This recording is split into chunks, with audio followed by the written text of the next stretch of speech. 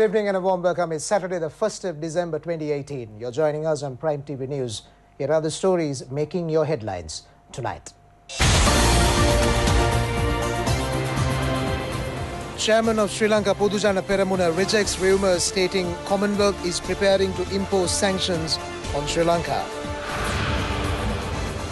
Minister Douglas Devananda says the Tamil National Alliance has not done anything for the Tamil people. It is confirmed that the Venerable Damara Amila Thera has obtained a huge monthly allowance from the Litrogas company. Kilinochchi police have arrested a suspect in connection with the killing of 2 police officers at Vaunathiu in Bariklo. Former US President George H.W. Bush has died at the age of 94. And in sports, Sri Lanka hearing impaired cricket team returns to the island with deaf T20 Cricket World Cup.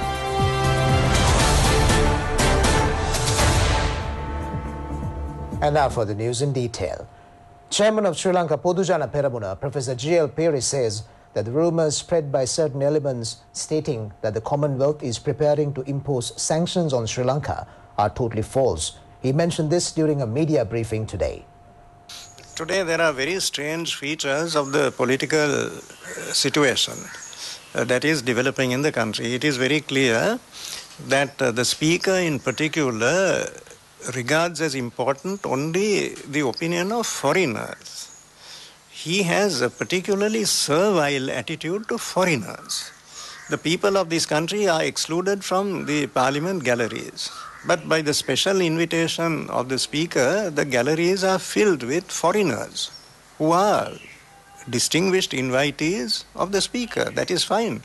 No one is objecting to that, but it is wrong to deprive the people of the country of the opportunity of observing what is happening in their own parliament. Then there is a lot of fear that is being instilled in the minds of people that the GSP Plus facility is going to be withdrawn.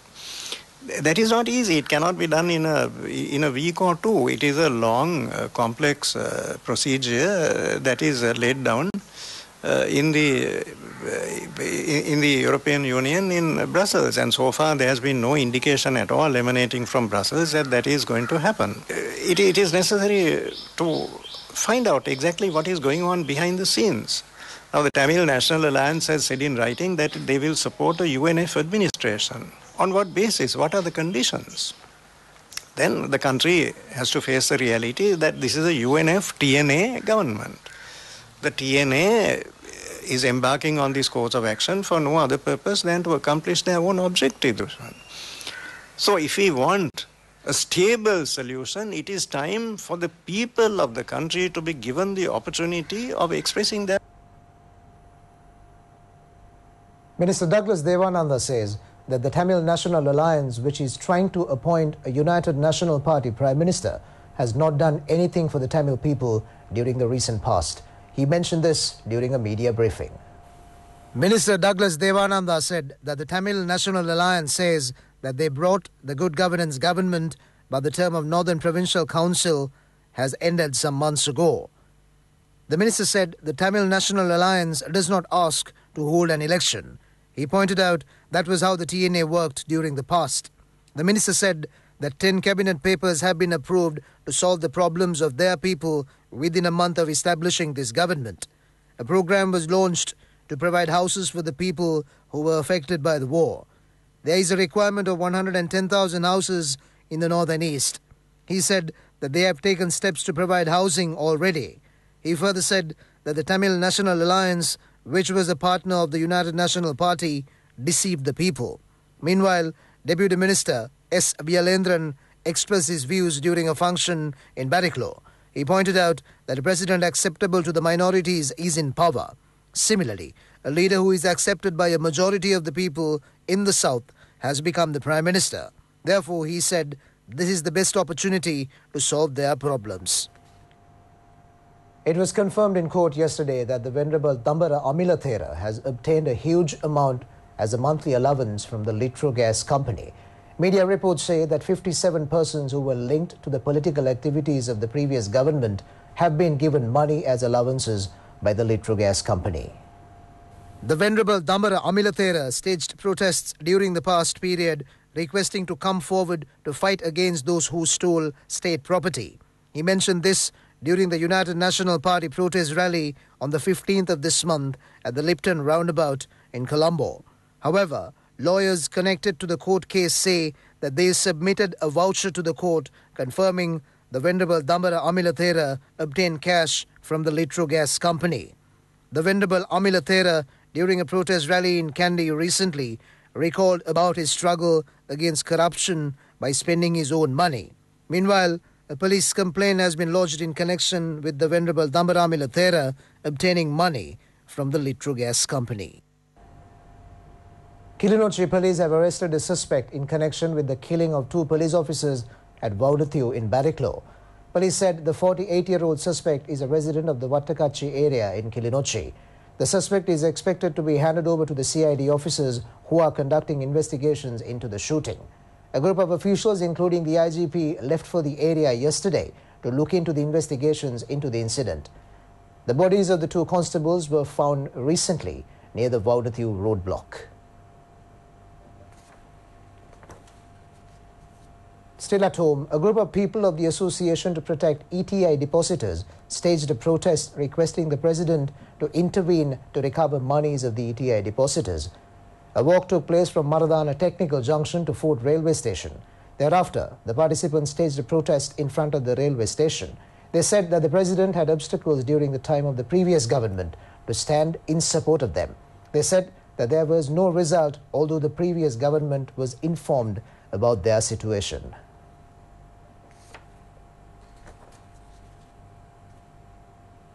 The people have condemned Speaker Karu Jayasuriya violating parliamentary traditions and acting partially. Protests were held in various parts of the island against the behaviour of the Speaker. Meanwhile, a campaign to obtain signatures of the public demanding to conduct a general election is also underway. A protest was staged at Kundasale, Manikina area, protesting against the Speaker acting in biased manner in Parliament. The protesters say that an election should be held soon. Parliamentarian Kehelia Rabukwella and a group of people attended the protest. Meanwhile, a campaign to obtain 500,000 signatures of the public demanding to hold a general election respecting the public opinion was launched in front of Deundara Sri Vishnu Devalaya. It has been organised by Pavidihanda organisation. Signatures were also obtained near the historic Matarabo tree. President of the Pavidihanda organisation, Venerable Muruthettuwe Anandathera and the Mahasangha were also present on the occasion. Another program to obtain signatures of the public took place in Bulat Singhla town. A large number of people in the area expressed their support to the campaign. Meanwhile, a proposal stating that a general election should be conducted soon was passed at a special meeting of the Kuruvita Pradeshya Sabha. The proposal was presented by the chairman of the Pradeshya Sabha, Premaratna Malkakula. 22 votes were received supporting the notion and 13 were against the motion. Moving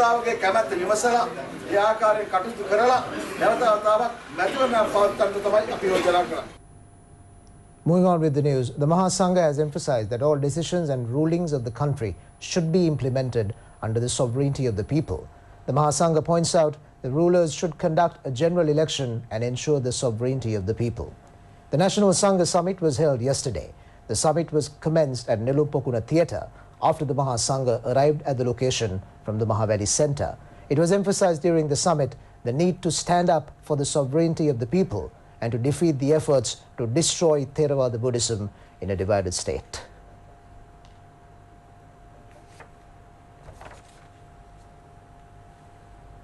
Minister S.V. Disanayake says the development of the country was hampered during the past 3.5 years. The minister mentioned this while attending the function to launch development activities of the Kandy Talatue road. More than 1,000 million rupees will be spent to develop the road, which will benefit many people in the area. The Mahasangha, public representatives and a group of people were present on the occasion.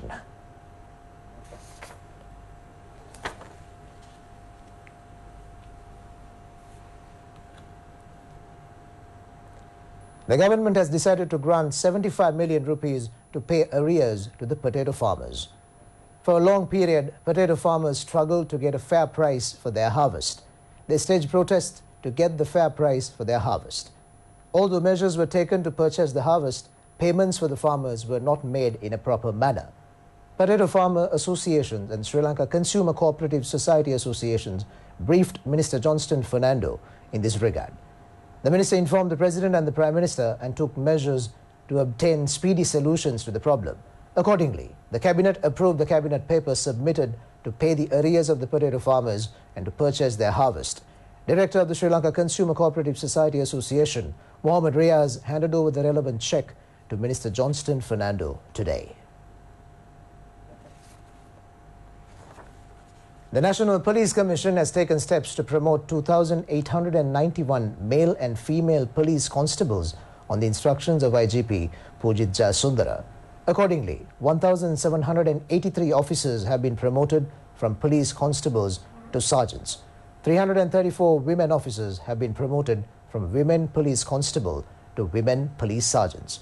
553 have been promoted from police sergeants to the sub-police inspector posts, and 76 women officers have been promoted from women police sergeants to the post of women sub-inspectors.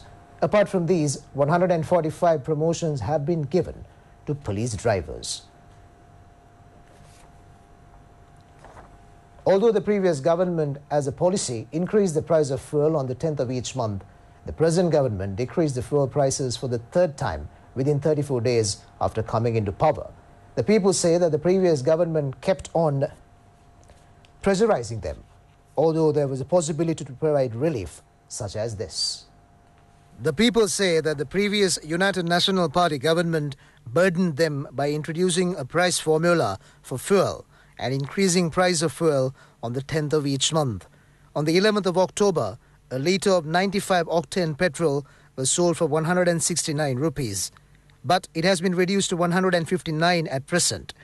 During the time of the previous government, a litre of 92-octane petrol was 155 rupees. The present government reduced the price on 3 occasions and now it is being sold for 135 rupees. The price of other fuels has also been reduced. Therefore, the people point out the previous government burdened them by introducing the pricing formula when there was a possibility such as this to reduce the price of fuel. Meanwhile, Chairman of Sri Lanka Self-Employees and Three-Wheeler Association, Sunil Jayawardena, says they will reduce the minimum fare of three-wheelers to 50 rupees from midnight tomorrow, considering the fuel price reduction of the government.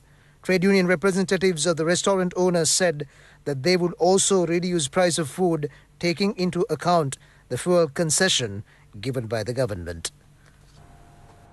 A protest motorcade of the United National Party was commenced in Colombo today.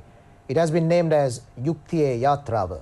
UNP parliamentarian Harin Fernando has organized the protest motorcade, which will travel to Mahayangada. A group of people, including UNP leader Ranil Wickramasinghe, was present on the occasion. And finally, in local news, a tusker has been shot dead at the Udawalawa National Wildlife Park. The shooting has taken place last night. Wildlife officials said the deceased tusker is about 12 years old. Wildlife officials of the Udawalawa National Wildlife Park has commenced investigations into the incident. A team of veterinary doctors from the Udawalawa at Aturu Sevana conducted the post-mortem. And that wraps up the news bulletin for tonight. You can log on to www.itnnews.lk for more information. Sasangadas for Prime TV News. Thanks for watching. Good night.